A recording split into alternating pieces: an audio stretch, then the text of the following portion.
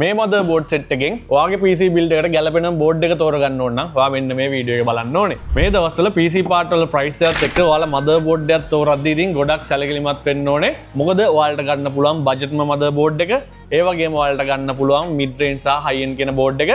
ඉතින් ඇත්තටම හදන PC එකට වැඩකට නැති motherboard එකක් දැම්මොත් ඒ කියන්නේ අපි හිතමු low end එකකට high end board එකක් දාලා වගේ හැදුවොත් ඔයාගේ budget එක අපරාධේ. මොකද ලොකු ගාණක වෙනසක් වෙනවා. ඉතින් අපි එකින් එකට කතා කරමු. මෙන්න මේ AMD සහ මෙන්න මේ Intel motherboard වල වෙනස්කම් මොනවාද, එන series මොනවාද කියලා මේ වීඩියෝ එකෙන්. ඔන්න guys අපි මෙතෙන්ට අරගෙන ආවිල්ලා තියෙනවා AM4 AM5 support කරන motherboard set එකම. අපි budget එකෙන් පටන් ගමු. මෙතන තියෙනවා AM4 support කරන budget motherboard එක. ඉතින් මේක A series එකෙන් තමයි පටන් ගන්නෙ. ඔයාලා දැනගන්න ඕනේ ඒ අහුරෙන් පටන් ගන්න motherboard එක නම් AMD වල ඒක තමයි AMD support කරන budget motherboard එක. ඉතින් මේක recommend කරන්න පුළුවන් අපිට Ryzen 3, Ryzen 5 වගේ යනකම්. මොකද මේකේ power connector එන්නේ මෙතන ඔයාලට පේනවා 4 pin එකක් විතරයි. ඊට වඩා උඩ processor එකට ගියොත් මේකට power දෙන්න බැරි වෙනවා. ඒ වගේම මේ board ගොඩක් වෙලාට limited දෙන්නේ RAM slot දෙකක් සහ එක VGA card එකක් connect කරන්න පුළුවන් වෙන. ඉතින් ඔයා office work වලට build එකක් කරනවා නම් නැත්නම් ලොකුවට නැතුව normal game ගහන්න build එකක් කරනවා නම් මේ වගේ board එකක් අපිට recommend කරන්න පුළුවන්. එතනින් එහාට ටිකක් ඔයා ගේමින් වලට වගේ ලස්සන build එකක් කරන්න හිතනවා නම් high end යන්න නැතුව මෙන්න මේ motherboard models දෙකට යන්න පුළුවන්. AMD වල B series එක. ඉතින් B series board වල වෙනස තියෙන්නේ gaming board දෙනවා මෙන්න මේ B550M Aorus එක වගේ. මේකේ විශේෂත්වයකට තියෙන්නේ මේ board වල RAM slot 4ක් එනවා. මම ඔයාලට පෙන්නන්නම්. මේ back එකේ අපිට දාලා තියෙනවා. මේකේ RAM slot 4ක් එනවා. NVMe slot දෙකක් එනවා. ඒ වගේම මේක ARGB support කරන. අපි open කරගෙන බලමු නිකන් board එකේ look එක කොහමද කියලා. ඔයාලට පේනවා මෙන්න මේ වගේ. මේක නම් seal තියෙන්නේ. RAM slot 4ක් එනවා. VGA port දෙකක් එනවා. ඊට පස්සේ මෙතන RGB support කරන IO panel එකක් එනවා. මෙන්න මේ වගේ option ටිකක් ඉතින් මේ motherboard වල තියෙනවා. මේක support කරන්නේ AM4 වලට B550 series එක. අපි මේ gen එකෙන් gen එකට support කරන ඒවා තමයි ඔයාලට කියාගෙන යන්නේ. B series කියලා ඔයා ගත්තොත් AMD වල budget range එක මෙතන තියෙනවා. AM5 වලට ගැලපෙන B series එක ASRock වලින් ඇවිල්ලා තියෙන්නේ B850 එක. ඉතින් මේක නම් ෆොටෝ එකක්ම තියෙනවා ඉස්සරහට. මම ඔයාලට කිව්වා වගේ මෙතන ලස්සන RGB සහ RAM slot මෙන්න මේ option ටික තියෙනවා. වැඩිපුර ඔයාලට VGA ගහන්න පුළුවන්. NVMe support එක වැඩි, PCI lane support එක වැඩි. ඔයා SATA port use කරද්දී ඔයාගේ PCI gen block වෙන්නේ නැහැ. PCI lane block වෙන්නේ නැහැ. ඔයා SATA port connect කරාට පස්සේ ඔන්න ඔය වගේ option ටිකක් තියෙනවා. ඊට පස්සේ අපි ගියොත් AMD වල වැඩිම high end board එක තමයි X series එක. අපිට ගාව දැන්ට නම් තියෙන්නේ X series එකේ AM5 support එකක් විතරයි. මේකත් තියෙන ASRock brand එකෙන් ඔයාලට පේනවා ඇති. ගොඩක්ම high end board එකක්, ලොකු bulky board එකක් එන්නේ. ඉතින් මේක ඔයා overclock එහෙම කරනවා නම් Ryzen 7 9 වගේ processors වලට යනවා නම් ගොඩක් වටිනවා. මේකෙත් ඔයාලට Ryzen 9 වෙනකන් යන්න පුළුවන් B series එකෙත් කිසිම ප්‍රශ්නයක් නැහැ.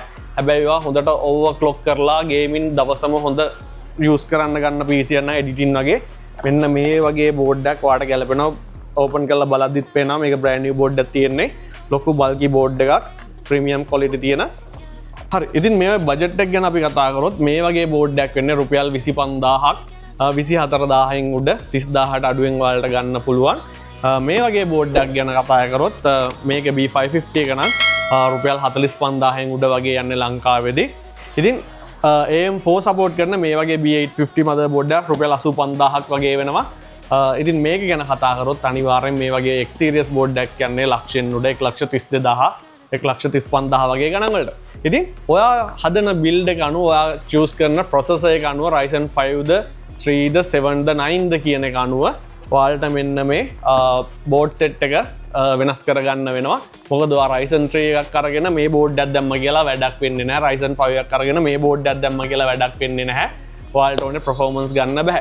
ඒ වගේම තමයි ඔයා Ryzen 7 එකක් අරගෙන මේ board එකක් දැම්මට වඩා නැහැ performance ගන්න කියලා ටික කාලෙකින් ඔයාගේ motherboard එකේ උඩින් එන PCI CPU lane එක පිච්චෙනවා.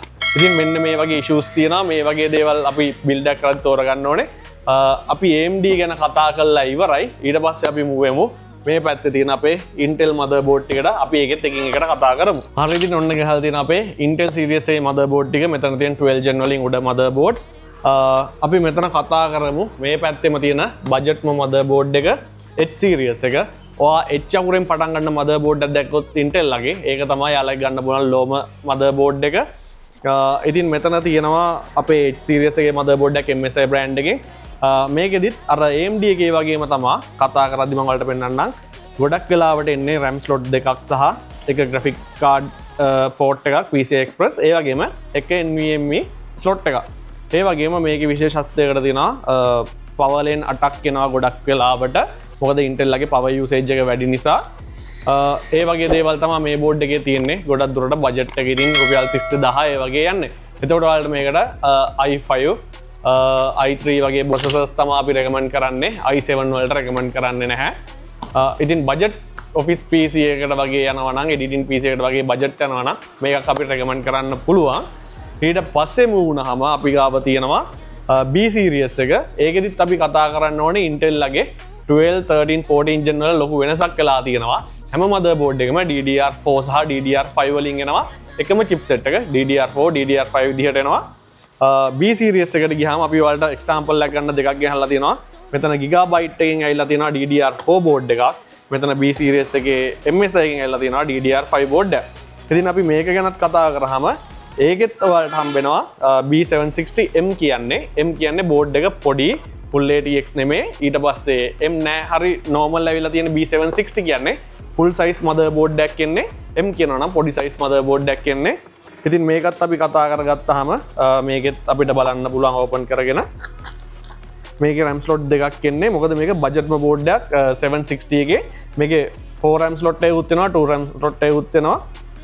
හැබැයි මේක බජට් යන්නේ DDR4 නිසා. ඊට පස්සේ අපි කතා කරගත්තොත් මෙතන තියෙන ගේමින් බෝඩ් එකක් ගැන B760 Gaming Plus Wi-Fi එක. මේ මදර්බෝඩ්ස් වල නම් ඔයාලට බලන්න පුළුවන් මෙන්න මේ විදිහට RAM slot 4ක් එනවා. PCI Express support slot 4ක් එනවා.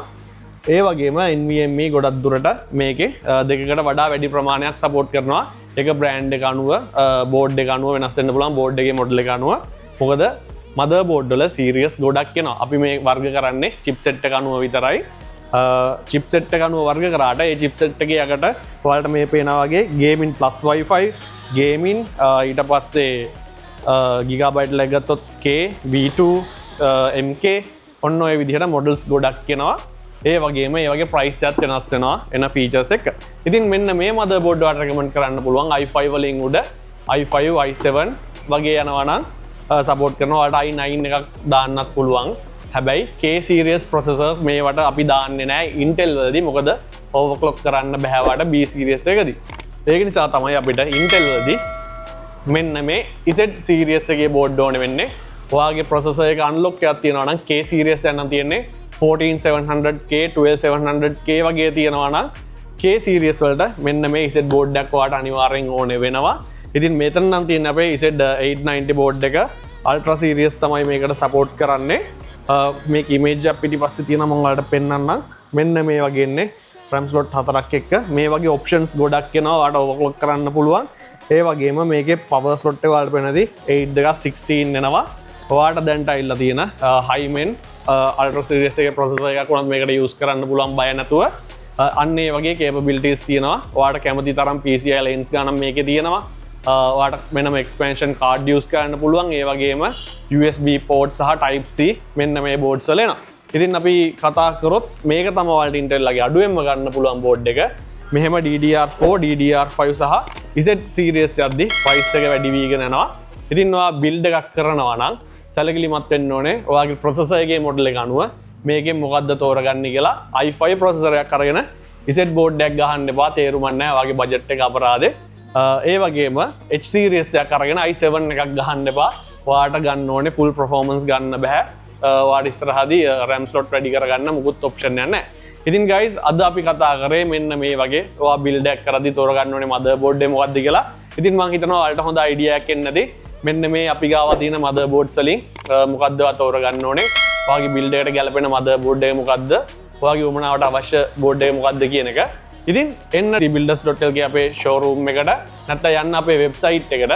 ඔයාලට මේ පෙන්නුවා වගේම තව motherboard ගොඩක් අපි ගාව තියෙනවා. ඔයාගේ බිල්ඩ් එකට ගැලපෙන්න ඕනෙම විදිහේ motherboard එකක් අපෙන් ගන්න පුළුවන්. ඉතින් මෙන්න මේ වගේ information දැනගන්න, tech tips දැනගන්න දිගටම pcbuilders.lk අපේ channel එක subscribe කරලා තියාගන්න. අපි ඉස්සරහටත් ඔයාලට මේ වගේ වටින වීඩියෝ අරගෙන එන්න. pcbuilders.lk